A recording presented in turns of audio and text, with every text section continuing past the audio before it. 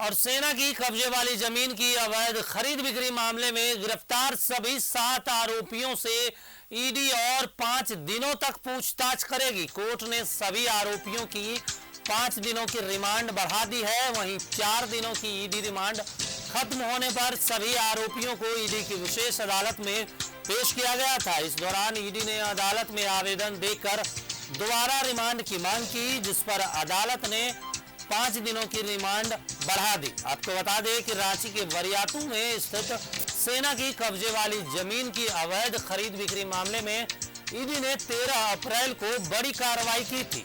रांची के पूर्व डीसी छवि रंजन समेत अंचल के अधिकारियों और जमीन कारोबारियों के ठिकानों पर एक साथ छापेमारी की गई थी, जिसमें बड़गाई अंचल के सीआई के आवास से जमीन के अवैध दस्तावेज भी बरामद हुआ था।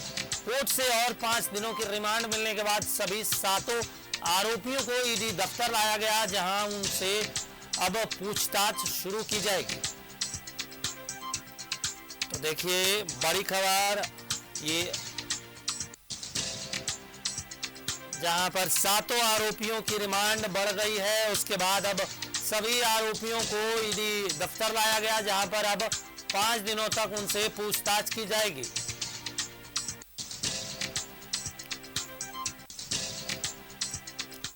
और राज्यपाल सीपी राधाकृष्णन ने झारखंड पदों और सेवा की रिक्तियों में आरक्षण संशोधन अधिनियम 2022 को वापस लौटा दिया है। राजभवन सूत्रों से मिली जानकारी के मुताबिक मार्च के पहले सप्ताह में ही रिजर्वेशन अमेंडमेंट एक्ट 2022 बिल को लौटाया गया। राजभवन की ओर से सरकार को बिल पर फिर से समीक्षा करने का सुझाव दिया गया है।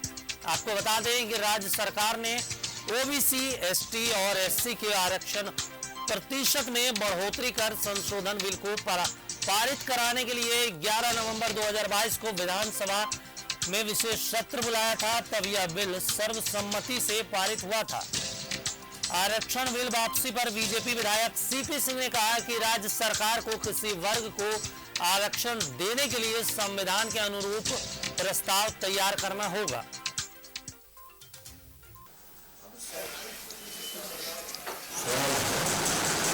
सरकार ये जानती है कि सुप्रीम कोर्ट ने 50% से ऊपर के लिए इसने माफ कर दिया है।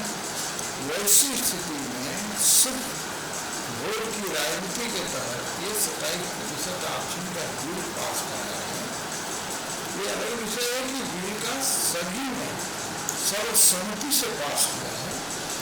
यही जानते हुए भी कि सुप्रीम कोर्ट इसको मान्यता नहीं देगी, वैसी स्थिति में जनता को छलने के लिए, ओबीसी जनता को छलने के लिए ये 27% आरक्षण बिल का उन्होंने पास कराकर भेजा। मेरा ये कहना है कि जनता को छलने का काम नहीं है। छलिएगा तो जनता भी आपको सही समय पर इसका समुचित जवाब देगी। और हमारे साथ इस खबर पर ज्यादा जानकारी के लिए न्यूज रूम से हमारे सहयोगी लाइव राजेश जुड़े हुए हैं। राजेश, आज बीजेपी के विधायक कह रहे हैं कि संविधान के अनुरूप सरकार को सोचना होगा और उस हिसाब से ही नीति बनानी होगी, लेकिन जब विधानसभा में ये बिल लाया गया तब सर्वसम्मति से पारित करवाया गया था। क्या सरकार को मालूम नहीं था कि संविधान में 50% से अधिक हम आरक्षण नहीं दे सकते हैं, या फिर ये जो विपक्ष के नेता हैं इनको नहीं पता था? देखिए, पता सभी को है, लेकिन राजनीति करनी है तो इसलिए लोग करते हैं। लोगों को आकर्षित करना है, इसलिए सारे वादे आप कर लेते हैं। आपने देखा कि कुछ चाहे वो बीजेपी हो या फिर कांग्रेस हो या जेएमएम हो, जो भी लोग हैं, जो जब चुनावी राजनीति होती है तो बड़े बड़े वादे किए जाते हैं। किसी ने कहा कि हम 5 करोड़ नौकरी देंगे, किसी ने कहा 5 लाख नौकरी देंगे, हम तो आसमान से तारे तोड़ के लाद कर देंगे। तो ये चुनावी वादे जो हैं वो उसको लोग समझते हैं। और जहाँ तक बात है कि इस झारखंड में जो आरक्षण की जो सीमा है वो सबसे पहले डिफाइंड है, और वो on the basis of constitution है, संविधान के प्रावधान के अनुरूप निर्धारित है। 50% से अधिक आरक्षण नहीं हो सकता। सरकार को ये लगता है कि शायद जो व्यवस्था की गई है, जैसे ईडब्ल्यूएस के लिए 10% आरक्षण है, वो इसकी परिधि से बाहर है, क्योंकि वो स्ट्रेट जिसको कहे वर्टिकल आरक्षण की व्यवस्था रिजर्वेशन है, इसलिए उसे इस दायरे से अलग रखा गया। इसलिए 60% आरक्षण हो गया है, क्योंकि वो जाति के आधार पर नहीं, वो इकोनॉमिक आधार पर किया गया है, बाकी सब जाति के आधार पर किया गया है। तो जातीय आधार पर आरक्षण की जो सीमा है वो 50% से अधिक हो ही नहीं सकती। तो ऐसे में संविधान जब इसकी अनुमति नहीं देता है, तो चाहे वो सत्ता पक्ष हो या विपक्ष, अब अगर कोई विपक्ष यह जानता भी है कि सरकार कोई गलती कर रही है, तो उसे समर्थन दे देता है या फिर चुप रह जाता है कि ठीक है, सदन ने पूरी सहमति के साथ। आपने देखा कि 1932 का खतियान आधारित स्थानीय नीति पर भी विपक्ष ने सरकार का साथ दे दिया, क्योंकि जबकि उसे पता है कि 9वीं अनुसूची में ये जाने लायक मसला नहीं है, और 9वीं अनुसूची में कोई अगर रेफर भी हो जाता है तो भी सुप्रीम कोर्ट उसका जुडिशियल रिव्यू कर सकता है। तो ऐसे में ये सारी चीजें हैं, पता है कि सुप्रीम कोर्ट उसको जुडिशियल रिव्यू कर सकता है, उसे अवैध करार दे सकता है, रिजेक्ट कर सकता है।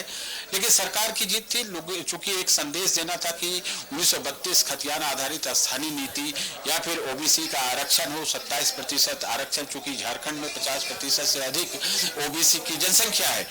तो ऐसे में वहां पे सरकार को ये कार्ड खेलना था, तो खेला। विपक्ष बीजेपी जो है उसमें भी आप देखिए कि ओबीसी नेताओं की संख्या अधिक है, तो ऐसे में कौन रिस्क लेगा कि हम इसका विरोध करें और तथ्यों के आधार पर करें। तो जब सरकार जिसके पास सारे तंत्र है, इसलिए राजेश, इसका मतलब तो वही हो गया कि सरकार के पास सिस्टम है, आला अधिकारी है, तमाम वरिष्ठ अधिकारी हैं, उनको सब कुछ पता है, संविधान का ABCD सब कुछ पता है, लेकिन वो फिर वही बात है कि राजनीति करते हैं, जनता को बीच में झुलाने का काम करते हैं, लटकाने भटकाने वाला काम करते रहते हैं। और जो जनता के करोड़ों रुपए से ये माननीय जाते हैं विधानसभा में चुनकर, वो वहाँ पे भी करोड़ों रुपए बेफिजूल के फूंकते हैं।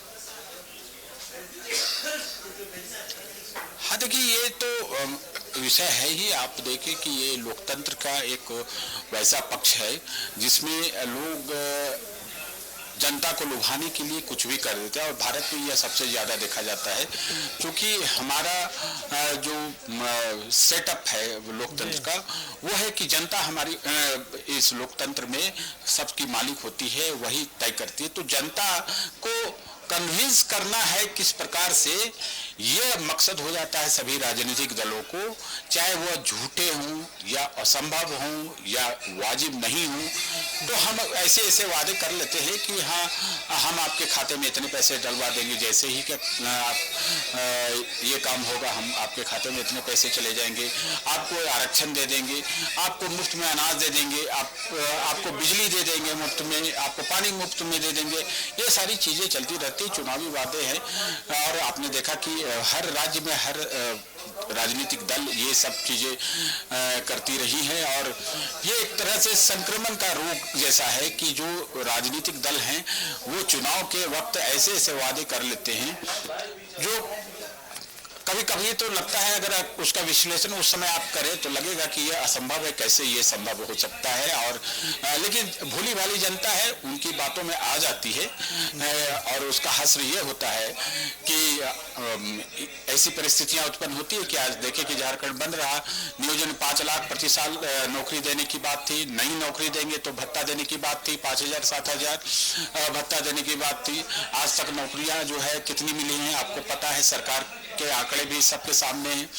60-40 नहीं चलतों वाला फार्मूला चल रहा है, लोग उसे पसंद नहीं कर रहे हैं। आज झारखंड बंद रहा, कमोबेश एक सफल बंद रहा।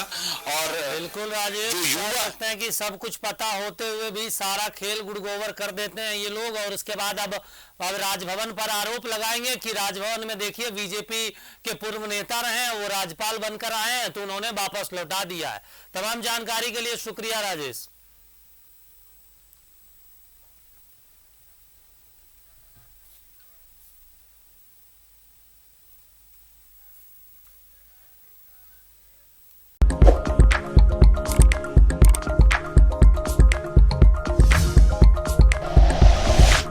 Like and share videos, subscribe करें हमारा चैनल और प्रेस करें बेल आइकॉन। News 11 भारत, सच है तो दिखेगा।